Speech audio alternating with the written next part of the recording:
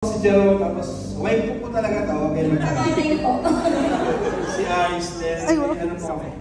Anak isa, si Marco. Pero wala na mas talaga. Iyakin po kasi talaga siya.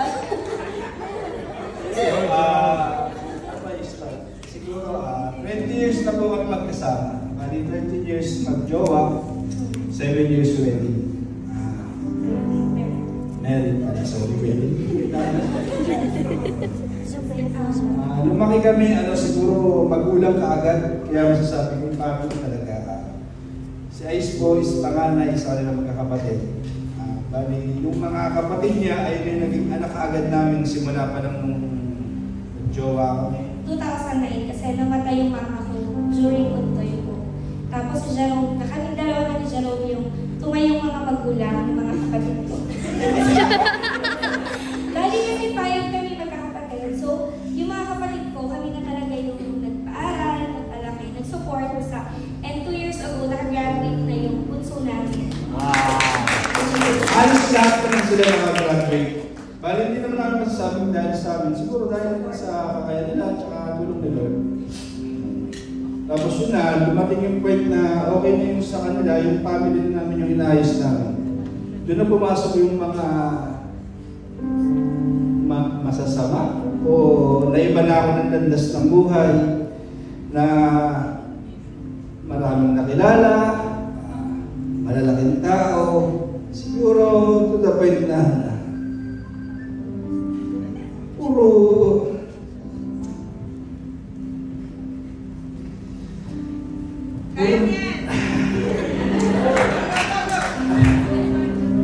ayun, bali nalunong ako sa sugar.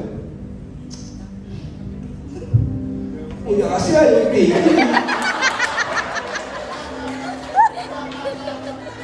Hindi, ayun, bali nalunong ako sa sugar, sobrang dami kong inugusta pera talaga. As in, to the point na 7 digits na yata yung natalo sa akin. Pero nandiyan pa rin si Ice. Tumulong pa rin sa akin na kaya ko,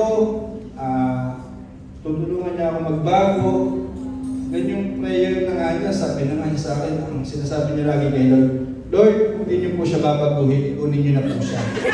Ang hirap nung sinabi niya na yung prayer niya, sabi ko, ay mukhang kailangan pa rin magbago. Na laging ginagawa ko sa kanya, technique ko sa kanya, tara, sasama ako sa inyo mag-church para mawala ng konti yung galit niya. That time, nasa Methodist pa yata kami nag-church, parang pray and worship lang. After pray and worship, lalabas na ako kasi parang hindi talaga ako komportable sa victory nun. Sa papabayaan ko na silang mag-ina, kasama yung mga kapatid niya. Tapos pag-uwian na doon, antayin ko sila, kakain sa labas, gano'n. One time, dumating si Pastor Dennis, doon ako na-hook up talaga sa victory. So, ang ganda niyong preach niya. Basta tungkol sa family rin yun.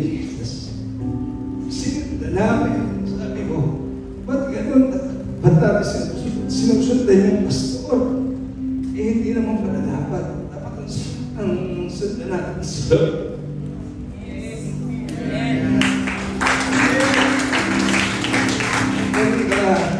Nagkaroon ako ng victory group doon. Nag-101 ako sa Green Hills kasi sa Green Hills po si Pastor Dennis. Yung winantuan ko, winantutri ko. Kasi hindi talaga naman natapos, parang chapter 3 pa lang kami.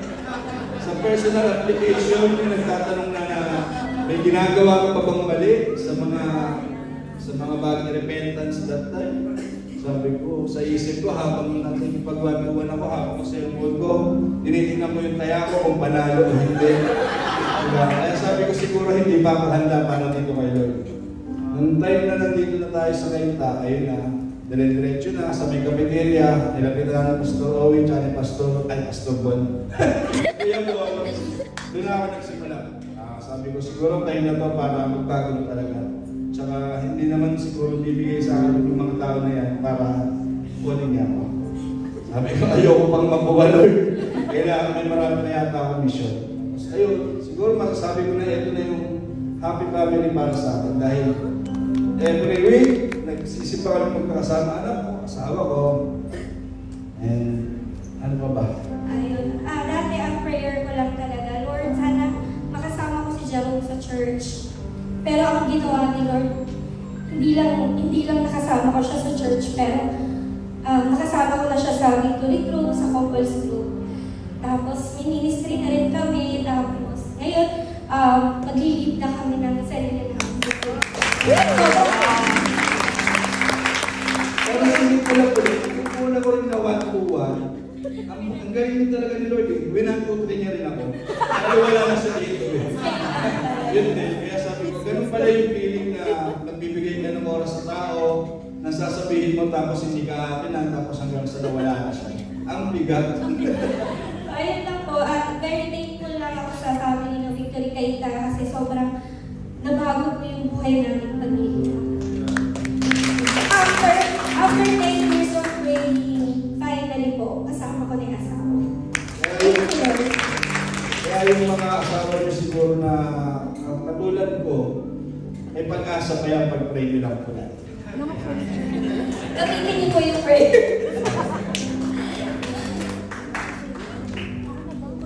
Pray for the family. Pray for the family. Okay, can I invite you to all stand up? I'll pray for all of us.